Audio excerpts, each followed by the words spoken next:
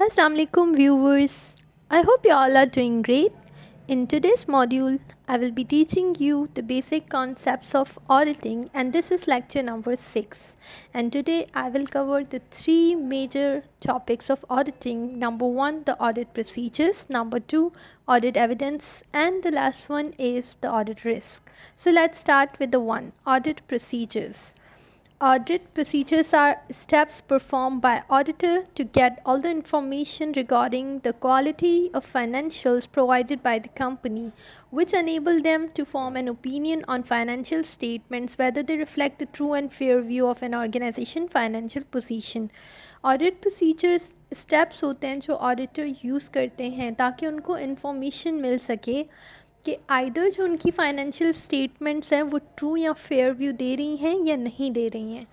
As you know guys कि हम कोई भी सब्जेक्ट लेते हैं, कोई भी प्रोसीजर, जब भी हमें कोई काम करना होता है तो हम कोई प्रोसीजर अडॉप्ट करते हैं, कोई स्टेप्स यूज़ करते हैं.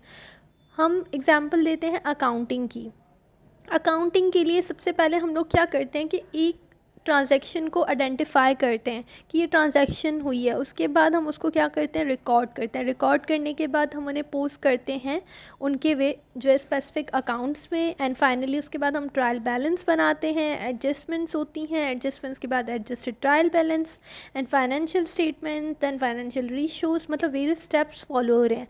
सिमिलरली हमारे ऑडिटिंग में भी यही होता है कि ऑडिटर जब कोई काम ऑडिट एविडेंस कलेक्ट करता है यानी सबूत इंफॉर्मेशन कलेक्ट करने के लिए वो कुछ प्रोसीजर्स यानी स्टेप्स फॉलो करता है. ठीक है, तो उन स्टेप्स को हम क्या बोलते हैं, ऑडिट प्रोसीजर्स. और हमेशा ऑडिट प्रोसीजर्स बनते हैं प्लानिंग स्टेज में, यानी जिस टाइम पे ऑडिटर प्लानिंग कर रहा होता है ना कि मुझे किस तरह से काम करना है, उसी टाइम पे वो प्रोसीजर्स को भी डिसाइड करता है कि मुझे कौन से प्रोसीजर्स को फॉलो करना है. और ये हमारा मोस्टली बनता है ऑडिट ऑब्जेक्टिव, स्कोप, अप्रोच, और ये जब हम रिस्क वगैरह कैलकुलेट कर लेते हैं उसके बाद हमारा नेक्स्ट स्टेप होता है ऑडिट प्रोसीजर्स पे फोकस करना. ऑडिट प्रोसीजर्स दो किस्म के यूजुअली होते हैं. Number 1 is the substantive audit procedures. ये प्रोसीजर्स या स्टेप्स हम बोलें ये परफॉर्म हो करता है ऑडिटर ताकि वो कोई कंक्लूसिव एविडेंस निकाल सके. Now look at this word, यहाँ पे फोकस करने की बात है वो है कंक्लूसिव, यानी जब वो कंक्लूशन और ऐसा एविडेंस इकट्ठा करता है जो कोई कंक्लूजन निकाल सके उसको हम सब्सटेंटिव ऑडिट प्रोसीजर्स बोलते हैं. और ये किसके लिए कंक्लूसिव एविडेंस निकालता है, एक्यूरेसी के लिए कि हाँ भाई ये फाइनेंशियल स्टेटमेंट एक्यूरेट है या नहीं, कंप्लीटनेस के लिए, एग्जिस्टेंस के लिए कि ये हाँ ये एसेट एक्चुअल में एग्जिस्ट करता है, सिर्फ बैलेंस शीट में नहीं लिखा, या वैल्यूएशन ऑफ एसेट्स के लिए, डिफरेंट फाइनेंशियल स्टेटमेंट्स के लिए. ठीक है, अब इसको हम लोग बेसिकली हम ये भी कहते हैं कि ये कंप्लीट चेकिंग कहलाती है. ठीक है, ऑडिटर यूजुअली इस प्रोसीजर को तभी यूज़ कर रहा होता है जब वो ये सोचता है कि ऑडिट एरिया जो है ना उसमें हाई फ्रीक्वेंसी ऑफ रिस्क होता है. ठीक है, सब्सटेंटिव ऑडिट प्रोसीजर्स वो कब अडॉप्ट करता है, व्हेन ही थिंक्स कि there is a high frequency of risk in audit. The second is analytical audit procedures. ये एनालिटिकल वर्ड से आपको पता चल जाता होगा कि जब हम लोग कोई लॉजिकल रीजनिंग यूज़ कर रहे हैं, हम किसी चीज़ को क्रिटिकली एनालाइज कर रहे हैं, तो यहाँ पे एनालाइज करते हैं हम रिलेशनशिप्स को, फाइनेंशियल और नॉन फाइनेंशियल डेटा को, या दो फाइनेंशियल इंफॉर्मेशंस हैं दो को कंपेयर कर रहे हैं या एक दूसरे से कोई रिलेशनशिप्स मालूम करने की कोशिश कर रहे हैं, वो होते हैं हमारे एनालिटिकल ऑडिट प्रोसीजर्स. अगर हम सिंपल लैंग्वेज में बोलें तो ये बेसिकली टेस्ट होता है जो ऑडिटर परफॉर्म करता है किस चीज़ पे, अपनी नॉलेज के बेस पे या प्रीवियस ईयर की जो फिगर्स होती हैं उनको चेक करने के लिए, या फिर अपना जो ओपिनियन कायम करने के लिए फाइनेंशियल स्टेटमेंट्स पे.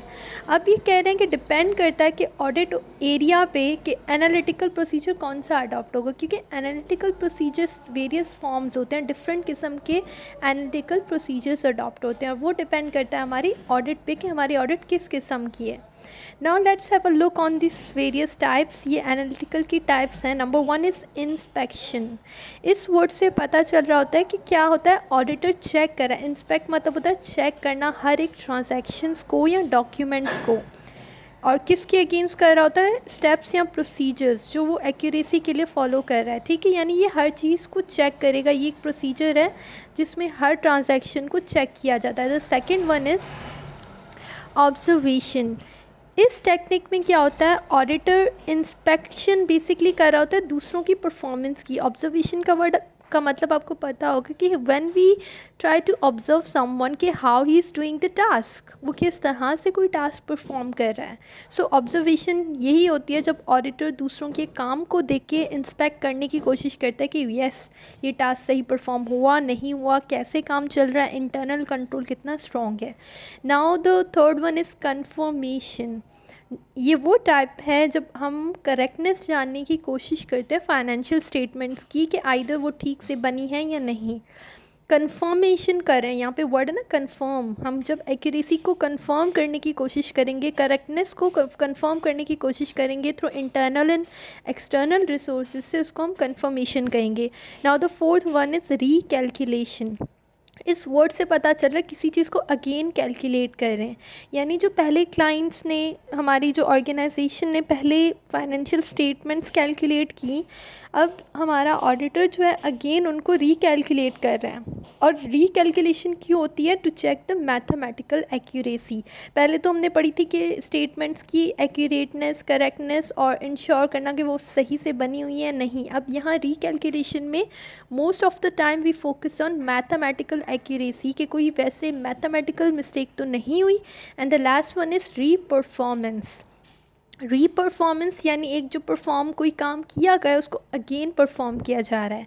इस प्रोसीजर से ऑडिटर सेम जो काम पहले परफॉर्म हो चुका है, फॉर सपोज इंटरनल ऑडिटर ने एक ऑलरेडी काम कर लिया है, ठीक है, यहाँ अकाउंटेंट ने अकाउंट्स बना लिए, अब वो अगेन उन अकाउंट्स की जड़ पे जाके अगेन वो बना रहा है। क्यों रीपरफॉर्म इसलिए कर रहा है, ताकि वो फाइंड आउट कर सके what are the gaps. Audit findings को मालूम करने के लिए उसे हम बोलते हैं reperformance. Now the second topic is audit evidence. बहुत लोग बोलते हैं what is the difference between the audit evidence and audit procedures. So audit procedures are basically steps, एक स्टेप्स जिनको चढ़ के हम एविडेंस कलेक्ट करते हैं। एविडेंस कहते हैं सबूत या कोई इन्फॉर्मेशन कलेक्ट करने के लिए जो प्रोसीजर अडॉप्ट होगा, जो स्टेप्स फॉलो होंगे, वो तो प्रोसीजर्स हैं। Evidence is basically the proof. अब आप ये वर्ड याद रखिएगा, एविडेंस क्या होता है, एक प्रूफ है या सबूत।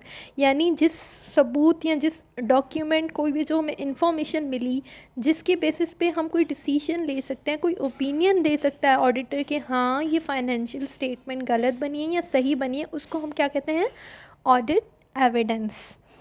यहाँ लिखा हुआ है कि टाइप्स ऑफ ऑडिट एविडेंस क्या होते हैं। ऑडिट एविडेंस के डिफरेंट टाइप्स होते हैं, डिफरेंट सोर्सेज होते हैं, ठीक है। Those audit evidence could be data और इन्फॉर्मेशन, फिज़िकल और नॉन फिज़िकल। ऑडिट एविडेंस जो हमारा इन्फॉर्मेशन हो सकती है, ठीक है, कोई डेटा की फॉर्म में, और फिज़िकल और नॉन फिज़िकल फॉर्म में भी हो सकता है। यानी समटाइम्स हमको इवन ऑडिट, मतलब हम कहें कि ऑडिट एविडेंस जो मिलता है वो हम समटाइम्स हमें ओरल भी मिलता है, यानी ज़बानी किसी ने कुछ कहा तो वो भी हमारा ऑडिट एविडेंस है। एक चीज़ हमें लिख के मिलती है डॉक्यूमेंट फॉर्म में, वो भी हमारा ऑडिट एविडेंस है। एक जो हमें नॉन फिज़िकली कोई चीज़ मिल रही है वो भी हमारा ऑडिट एविडेंस है।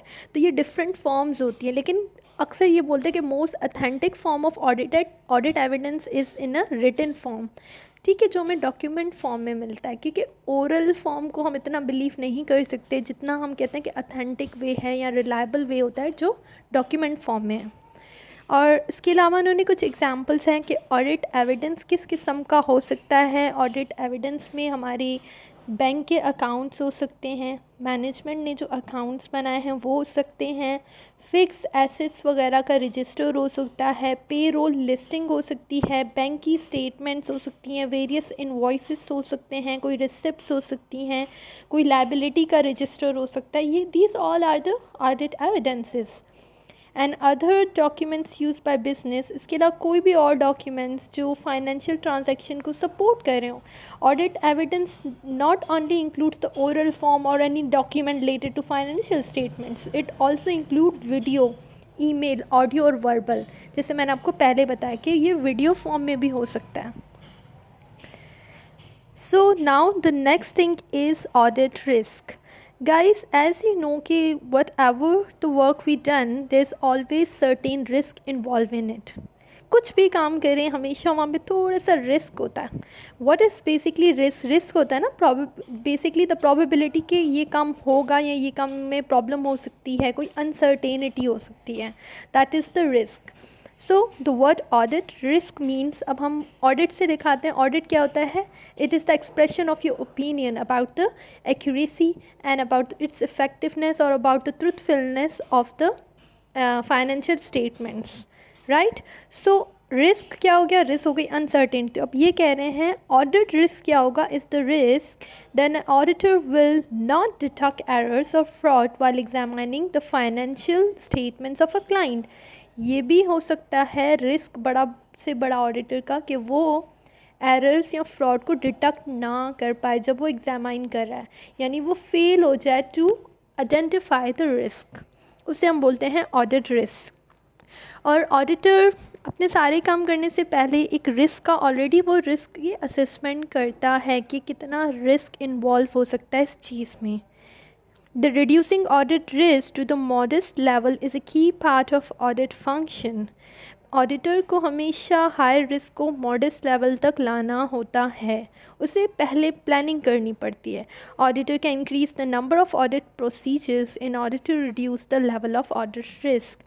ऑडिटर को अगर अपना ऑडिट रिस्क रिड्यूस करना है तो वो वेरियस ऑडिट प्रोसीजर्स यूज़ कर सकता है. जितने ज़्यादा ऑडिट प्रोसीजर्स यूज़ करेगा उतना हमारे रिस्क की इन्वॉल्वमेंट या रिस्क मिनिमाइज हो सकता है, क्योंकि ऑडिट प्रोसीजर डिफरेंट होते हैं. किसी में हम कंफर्मेशन कर रहे हैं, समटाइम्स वी आर रीकैलकुलेटिंग, समटाइम्स हम रीपरफॉर्म कर रहे हैं कोई चीज़ें.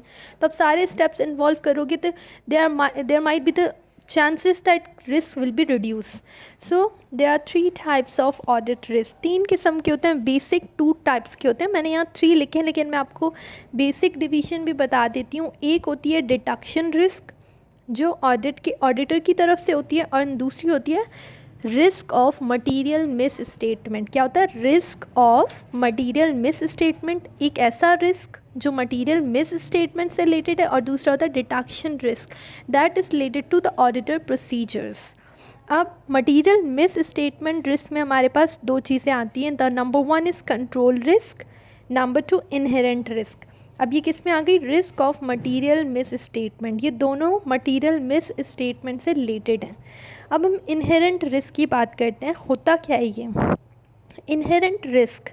This is the risk that a client's financial statements are susceptible to material misstatement. अब ये एक ऐसा रिस्क है, इनहेरिट हम बोलते हैं, जो एनी हाउ किसी न कहीं वो रिस्क इन्वॉल्व होगा जो आप कंट्रोल नहीं कर सकते ना. क्लाइंट की फाइनेंशियल स्टेटमेंट में एक ऐसा रिस्क है, मटीरियल मिस स्टेटमेंट का चांसेस हैं ही हैं, यानी जिसको हम ऑडिटर कंट्रोल नहीं कर सकता. हमें पता होता है कि यहाँ पे कोई ना कोई मटीरियल मिस स्टेटमेंट हो सकती है.